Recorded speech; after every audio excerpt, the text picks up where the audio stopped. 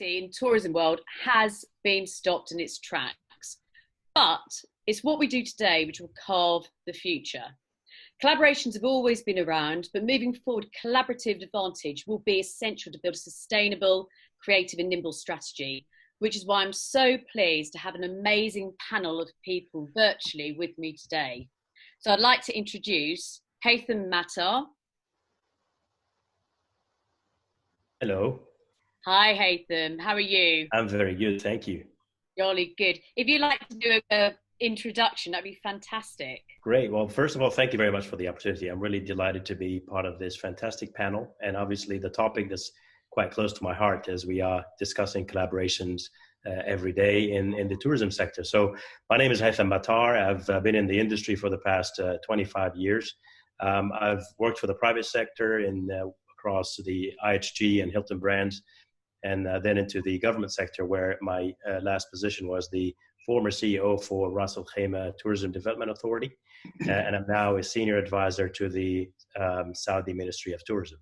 Fantastic. And David Singleton. Hello, everybody. Hello, David. How are you? I'm really good, thank you. Jolly good.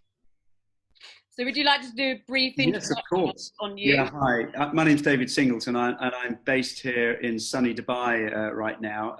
I'm an F&B professional, so I've worked around the world building, creating, running, advising restaurant brands from America into Europe, Russia, Africa, Middle East, and South Asia. That's what I do. I'm a restaurant guy. Sounds great. And Aaron McGrath. Hi everybody, Mary, thanks for having me with you today. So my name's Aaron, and I'm the General Manager of Six Senses Zighy Bay, based here in the Sultanate of Oman.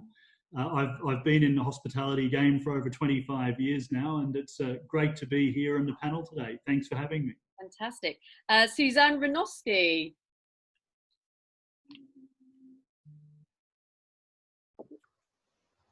Hello, everyone. It's such a pleasure to be here today. Thank you, Mary, for inviting me on this amazing panel. I'm super excited to discuss the future of travel and hospitality and the way brands can reemerge stronger than ever. I'm the owner of Relevance International, an international PR firm. I'm based in New York City, and we also have offices in London and LA. But we service clients all over the world and help them with strategy around co-branding, partnerships, also digital media, and of course, public relations, press in general. So this is a very busy time for us because we have a lot of work to do to get these brands reemerged. Fantastic. That's great. And finally, Catherine Moore. Hello, Catherine. Thanks so much for having me. I'm here to represent wellness and anything spa, wellbeing, fitness related. I have a business called Spa Connectors, a global business that works with hotels, standalone businesses, to help them with concepts, help them to develop business, recruitment, training, and so forth. And so I think it's really important that we discuss today how wellness can help tourism get back on its feet. Absolutely, absolutely. Thanks so much. So I thought I'd just kick off, it's a round table, so really we're going to be talking collectively. But Haitham, I know that, collaborations come in all shapes and sizes. You've come from a sales and a growth and a strategy mindset, but what collaborations are you particularly looking at the moment in terms of getting this right?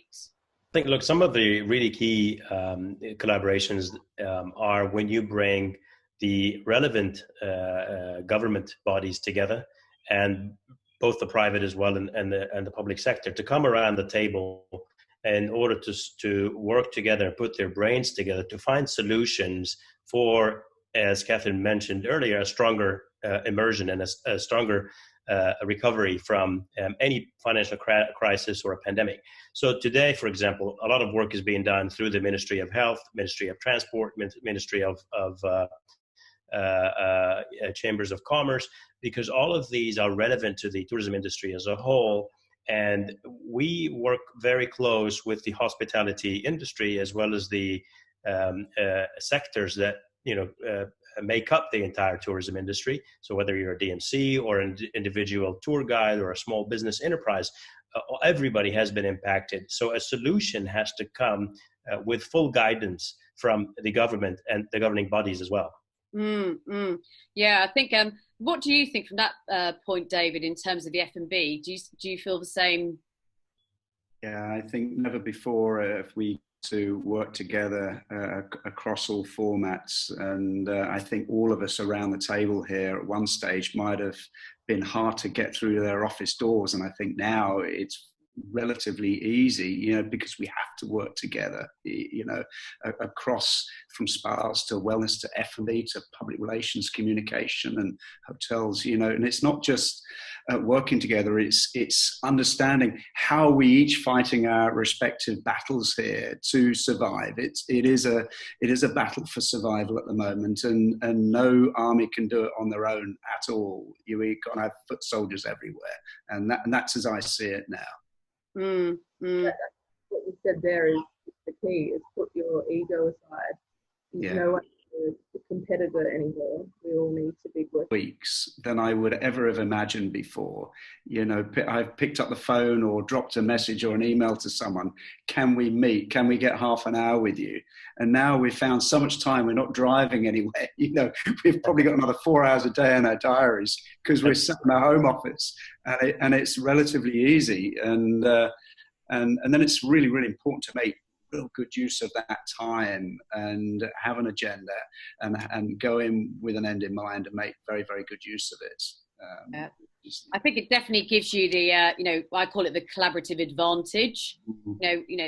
We can't do it on our own anymore. And the fact is it's better together. I think it's always has been the case, but I think as Catherine said, that some egos have come in along the way, and that's been the, knife in the back as such. But Haitham, just going back to your stuff, I find your sort of collaboration, I think when we think about collaborations, we go into that sort of creative mindset. Let's do experiences and match people together, which is great, but you have to get the pillars. And the pillar is, which people are scared about, is that hygiene factor, etc. at the moment. And we have to rethink and revamp and re-strategize. But have you had to do that since this time, and in your role at the moment? Has it changed in terms of the strategy of how you're attracting tourists and working together? Absolutely. So look, whilst the strategy was always focused on driving, mass, big numbers of tourists, you can read from the surveys and the research today, this has evolved where people are now looking for solo travel, maybe small groups, small families, outdoor and adventures becoming very popular, people wanting to connect with nature. So all that sort of makes you rethink your strategy, but also a lot of the surveys outcomes have really shown that people are willing to travel immediately after they see, a brink of recovery from COVID. But the key priority is safety, as you mentioned. So today, a lot of destinations and a lot of companies and hotel companies are going out. Today, IHG announced the Clean Promise. Hilton has a Clean Stay. Marriott also went out with another initiative. But again, if they all come out with initiatives, then what is the brand differentiator? What's your positioning? How are you different than another Clean Stay? So now we see collaborations with Lysol and with other disinfectant companies, and I think this is great.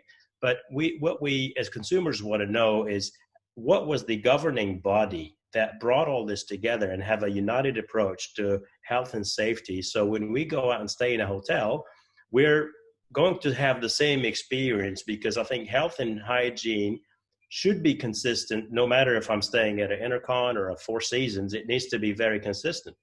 And that's where I think collaboration comes handy, because you're either, you can't afford to be pivoting or not collaborating today. You really need to come on board and play ball with everybody. And as David was saying earlier, people are now more available with short notice. You can jump on a call. We don't have to drive anywhere. And you're getting, industry experts, you're getting industry decision makers to start to think really globally about how we're going to ensure the health and safety of our consumers. And I'm not talking about collaborating with, companies that do audits or companies that offer disinfectants is what is the actual protocols that you want to ensure your DMCs, your restaurants, your hotels are going to implement, but yet still be profitable. You know, we know hotels can't be profitable at a 50% occupancy. We know restaurants can't be profitable at 30% occupancy. So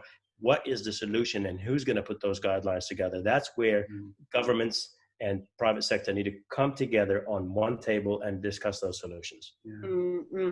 How does that work with you, Suzanne, from a sort of PR perspective? Because you have, I know we spoke about it, so like working on that kind of radical localization. So, you know, you start there and you build up into basically going back to sort of international, but you have to do it in phases. But how does this all work from communicating it and being one step ahead to have that advantage all the time? Yes, well, I thought that Haitham said it very well when he mentioned the differentiators. We're always looking at what are your USPs, what are your differentiators. You have to, in my views, do both, where there's a baseline establishment of trust that you're working on, and you're saying it's safe to be here, and of course it's clean, but that's just the basis of everything, which is establishing that trust and that security. But we can't stop there if we really want to draw people out to travel right now, because they not only need that security and safety, but they really need a compelling reason to take the chance. So that means that we have to be more creative than ever. We have to give them a unique opportunity and something that they cannot create in their own home. One of the ways which we might do that is really go deep into some of the trends we saw before COVID, which were edutainment, which is amazing education opportunities and ways for them to touch and feel influential thought leaders that they couldn't before. Anything local, such as local artisans and local food. You know, there's a huge locavore movement, which I'm sure David knows a lot about in terms of the foodie world. You know, really embracing the local experience that just is so different and fresh from what they're living at home, that it's a huge draw, as well as, you know, some sort of purpose. And I think that that's also something that we've been seeing before COVID, and now it's just, this has been the exclamation point all on top of all of that thinking, because people realize now the value of so many different facets of their lives, and that there are so many people out there that need help, need support, as well as the planet, and that we are all international people trying to work together to make the world a better place. So things like sustainability, things like ecotourism, you know, all of these things are going to see a reemergence.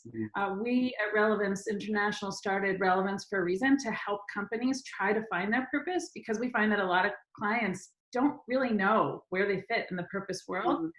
With travel and tourism, I think it's really important that we not only give them security, safety, and a great experience, but another layer to make them choose your brand, because there's something deeper there and they can get more meaning out of the travel experience.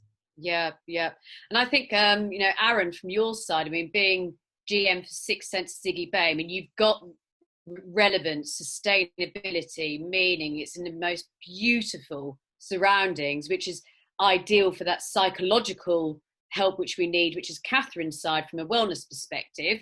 But what kind of collaborations do you kind of have in mind in terms of, you know, what Six Senses can be doing for the now, but also moving forward? Because I guess there's also another point with that raw beauty. You might have a few things you may need to tweak in terms of the safety or the hygiene factor, which people are thinking about. But what's your take on that from where you're sitting at the moment? Look, Mary, look, a great couple of questions there. And I think, you know, just cutting back over to what Suzanne was talking about briefly, I think, you know, she really hit the nail on the head, that people are looking for experiences. They're looking for experiential travel. And certainly at a luxury resort like Six Senses Zighy Bay, this is something that we've really been pushing and, you know, pioneering into elements of wellness, into elements of sustainability for decades now. And from our side, I think we found that's been a great success. People are looking for those points of difference. They're looking for a break from that sameness. And I think that focusing more now than ever on things like sustainability, well-being and wellness These are super important points. To the point of hygiene, I think, gosh, that of course that's important, and I think it's also important that there's an element of trust, and we've spoken on that just a few moments ago as well. But I think that brand trust, that brand recognition that the right thing is being done, that best practices are being implemented, whether they come from local government or whether they come from experts in a hygiene field. And I think right there enters collaboration. I think from a hospitality background, we're certainly collaborating with experts in the field in terms of hygiene and how that might translate into how we clean our resort and our guest rooms. But we're also collaborating in so many other ways. We find collaboration is critical in helping us create those really fine points of difference that maybe you don't experience in other resorts. An example of that is, for example, one of the MGOs that we work with called the Oliver Ridley Project, which is a fabulous sustainability-based program that allows us to keep a marine biologist here in site in residence at Six Senses Zighy Bay. We also do a lot of collaborations with some of our visiting practitioners on a wellness side, and that brings an edgy, new and ever-evolving wellness perspective to our existing wellness product at the resort. And so these are really critical.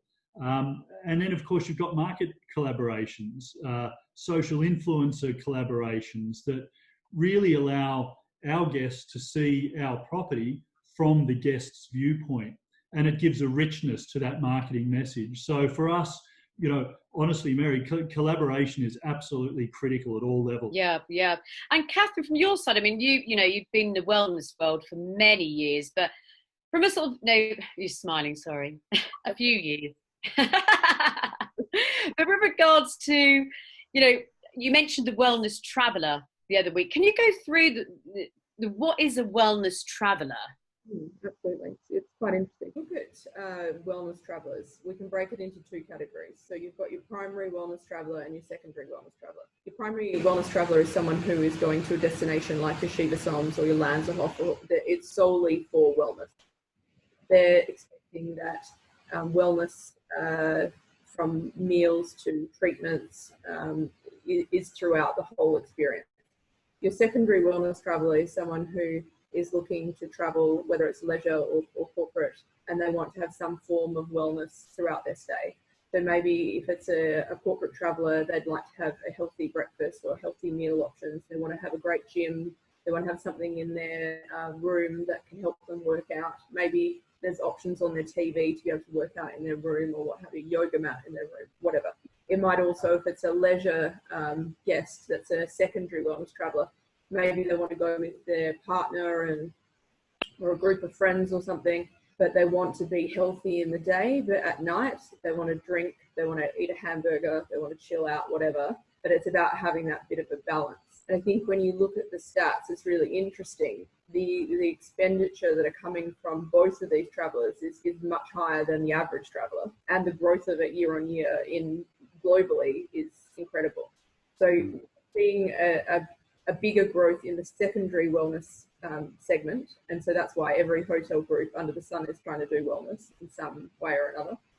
But the primary wellness sector is still growing, and there's still people looking for a various array of wellness offerings. So whether it's you could spend $1,000 a night at a Shiva Som, or you want to go to a retreat in Bali where you can spend $200 a night and have it all inclusive. There are many options out there, but people are actually spending their money on this now and allocating their leave for these sorts of things because they are prioritising wellness. So I think what we're going to see from this COVID situation is that after being in lockdown, after being confined, not just from a physical perspective, but from a mental perspective, people are going to want to have these sorts of experiences. Whether it's a balanced option, I probably would say people will want a balanced option. They'll want to be able to break out, have a bit of fun, but also be able to look after themselves from a wellness perspective. I think that's what we'll see. And I think also that's an option for hotels needing to come back online to attract local tourism. I think that's an interesting proposition. I've been speaking to a few hotel groups over the last few weeks where they're looking at strategies of what to do. And a lot of them are focusing for the next few months on staycations and the domestic market and saying, okay, let's do something where we can be attracting people to come for a long weekend or 3 or 4 days, and it's just focusing on giving them wellness options and just getting out of the headspace that they've been in for the last 8 weeks plus. Haitham, on that side, when you talked about your 3 phases of domestic travel, then the travel tunnels, then international, do you feel that the travel boards within the, whether it's Ras Al Khaimah, Visit Dubai, Saudi, have they collaborated in the past, or do you feel that's something which, again, really needs to be strengthened, where the domestic travel and moving people from from yes. one to another? Is that essential, or is that being done at the moment? I mean, look, it's different for Saudi. Saudi has a tourism ministry that is the overall, overarching body for tourism across all the 13 regions. In the UAE, you have individual tourism boards that has a tourism council, sort of, that sits under the Ministry of Economy. I think they could be a little bit more active in bringing everyone together and putting their heads together and putting promotions together and ideas on how the citizens and residents of the UAE can enjoy the entire country. There's so much to offer within the countries, whether it's UAE or Saudi or Egypt, and countries like Egypt, they have about 50% domestic travel.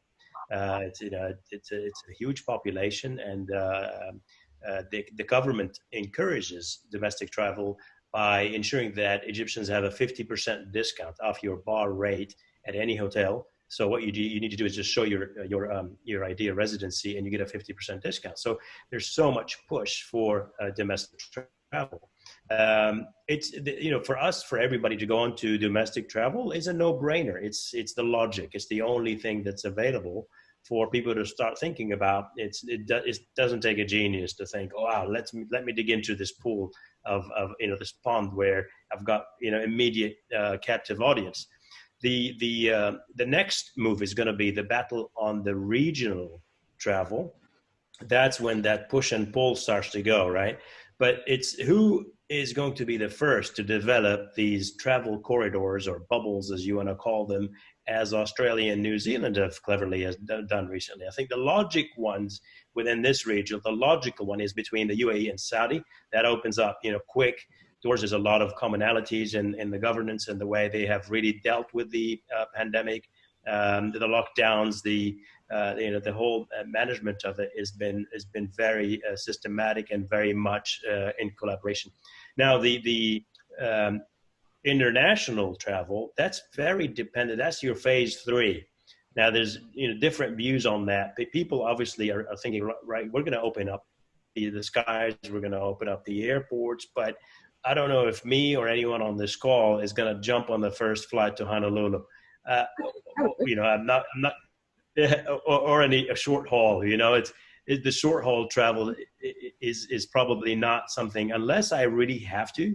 I don't know if I want to get on a flight. Now, considering the pain and agony that you have to go through, the process of travel that you've seen people advertise, those disinfectant tunnels, I don't want to be in one of those. And going to check in with such a process with physical distancing, being on a plane that you have to do physical distancing with, your bags have to be wrapped, they have to go through disinfection, they have to, and by the time they arrive, it probably take you hours. I think this end-to-end journey is going to be painful until more technology comes on board, until more automation comes on board, and until we start to see a much smoother process in travel. People will probably opt out and say, I'm not going anywhere. So domestic, yes, first. Countries can't really rely on domestic unless they have a big population. If you're Russia, if you're the United States, if you're the UK and Germany, you could certainly survive on domestic travel for a while. However, people are going to go back to work soon, right? So you really need that intra-regional travel to start, similarly to what we see today, the UK and France opening up doors. You know, they need to do this. We need to open up the economy, but we need to do it safely. We need to make sure people feel confident about getting on a plane or driving somewhere. They say 2020 is going to be the year of road trips. So that's, again, critical for domestic travel. People are going to drive everywhere. But then if you look at some of the less driving friendly countries, right? Where would you go on a road trip if you can't really get there by car? And if the distances are so fast before you see one site and you get to the other? It needs really a lot of thinking. It needs collaboration. It needs contribution from everybody involved. And I think we all have to be less greedy and selfish about, you know, we all want the tourism to come to us. If we all work together, 1.5 billion people crossed borders last year, according to UNWTO.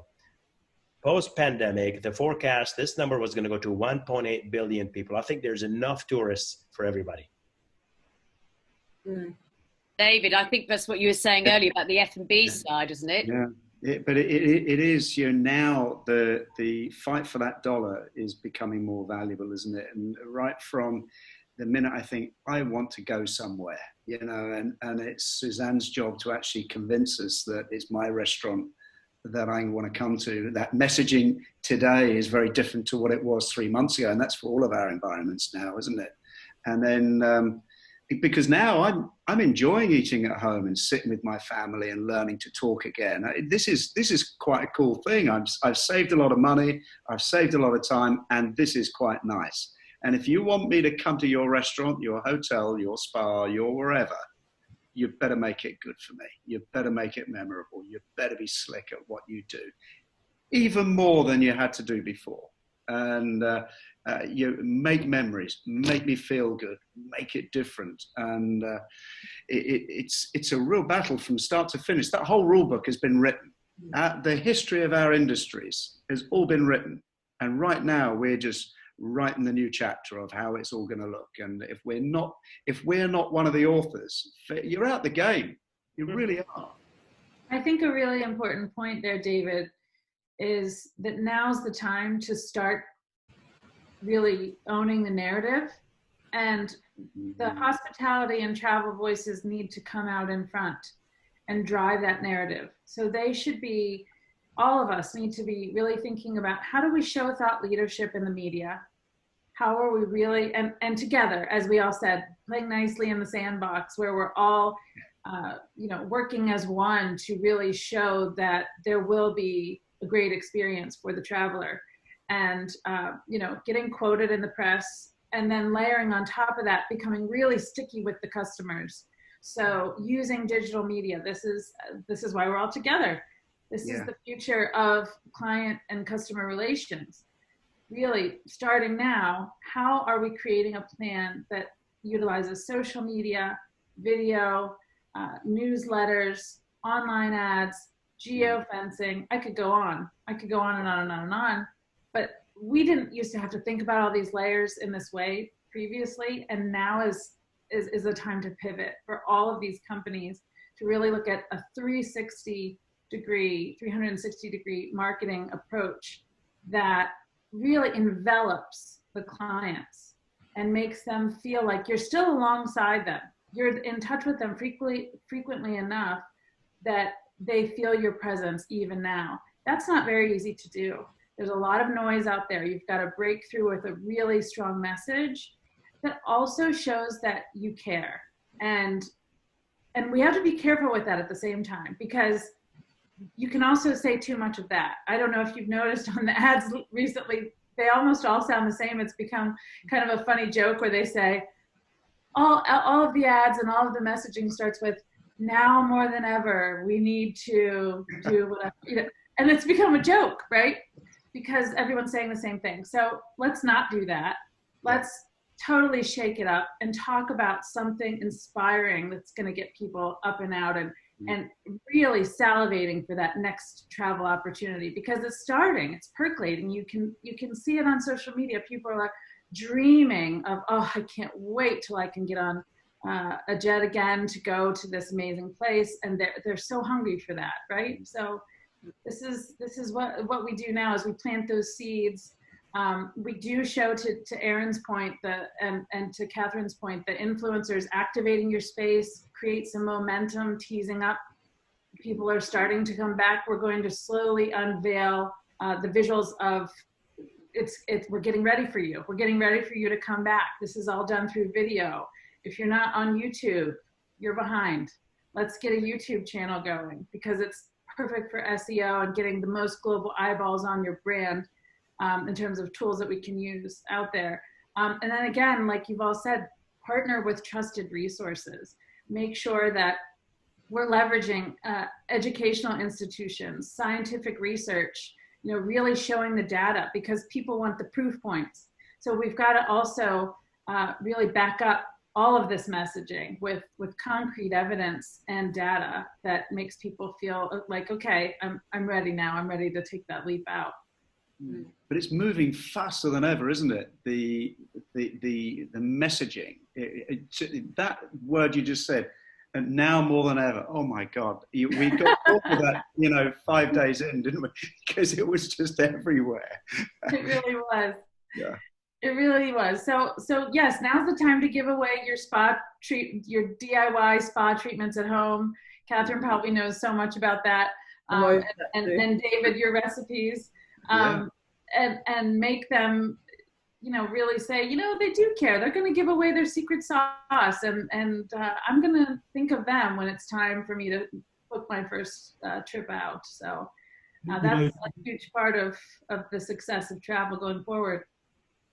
Suzanne, it really rang true with me when you mentioned about being sticky with your customer, and that's a great term. And I think, it is just so important, particularly now, to really bring in that element of personalisation when you're engaging with your customers. And it's got to be genuine and it's got to be heartfelt. And I think that's something moving forward that we're going to see a lot more of as well. Well, it's very much. I've sort of used the expression. I can see the words. I want to see the behaviour, and it's that thing. I want to see it. And there's so many things which are regurgitating, or we care, but you want to see it, feel it, and it has meaning. But guys, we could go on for hours, but we've run out of time nearly. We've got 2 minutes left. What I thought I'd really love you guys to finish off on is one piece of advice which you could leave the webinar on today for the viewers to sort of take away. So Catherine, starting with you, what would be your one killer piece of advice? I think with regards to wellness and collaboration, it's important to really look on your doorstep of who's doing great things, because we have people in all cities around the world doing some really cool stuff from a wellness perspective, whether it's yoga or Reiki or Chinese medicine, what have you. There's hundreds of people exploring this area, and there really is a lot of opportunity for collaboration with people that are already here doing it. They've got clientele, they've got databases. So hotels can work with those people and bring it together and really do some great collaboration. So you don't have to worry that you don't have the expertise in-house. You don't have to worry that we can't fly people in. There's things that can be done right now, and people that know what they're doing here on our doorstep. So I would suggest that that's a great place to start. Great. David, what about you? I said it earlier about your messaging, really. Just think slowly and act very fast in what you do, because you can kill a business or make your business in a very short space of time. And when you do have your guests in your restaurant or in your hotel, just look after them, and forget about all these masks and all the paraphernalia. It's part of our lives for now, isn't it? Just get on with it. We can still be lovely. We can still smile. We can still communicate. We've got all chefs and everyone in the place. Make it memorable. Make it right. Right. Aaron, what's your take out? Look, I think trust is everything. And so I would say build those trusted relationships, whether it be through collaboration or with your partners or with your guests. So I think it's just so important now more than ever to absolutely deliver on promise, to absolutely provide that memorable experience. I think experiential tourism is here to stay, and I think, you know, that can only be amplified through trust. So that's my advice. Haitham? I really like what everyone said, but also one that really captures my attention is the collaboration with customers. And I think there's two folds here. One is governments have gone out with a number of stimulus plans, but when your ears are close to the ground, the beneficiaries don't feel that was enough, or don't feel that was necessarily beneficiary. So the collaboration really requires to ask the people on the ground, what exactly do you need? So if I'm offering help, I should probably ask you, what do you need before I can offer help? Because just giving you something that's framed and say, look, this is going to help you when you unpack it. And then you realize, oh, this is not all the tools I actually need for me to stay on my feet. The other part is when, collaborating with customers. And today we talked about experiences, and people are looking for experiences. My advice to the tourism industry is, don't go out there with a price war. It's going to be, the race to the bottom, I say, with pricing. People are willing to pay if there's trust, if there is protocols that are rigorously implemented across all the travel touchpoints, right? So I feel safe. I don't mind paying for it. And for restaurants like David's, or for hotels, to be able to operate at such low levels of occupancies, they can't afford to do that unless they're going to be able to get, what's their menu's worth or what's their room's worth. For them to start discounting, that's it's killing the market, and two, will be from one crisis to the other, because the market will take at least 2 years to recover from a pricing strategy. So my really piece of advice that I want to make sure that tourism industries out there, don't go out in destinations trying to, cheap sell yourselves for no reason. Focus on the important. It's the safety, protocols, health and hygiene. That's what everyone wants. Suzanne, finishing off with you, what's your killer tip?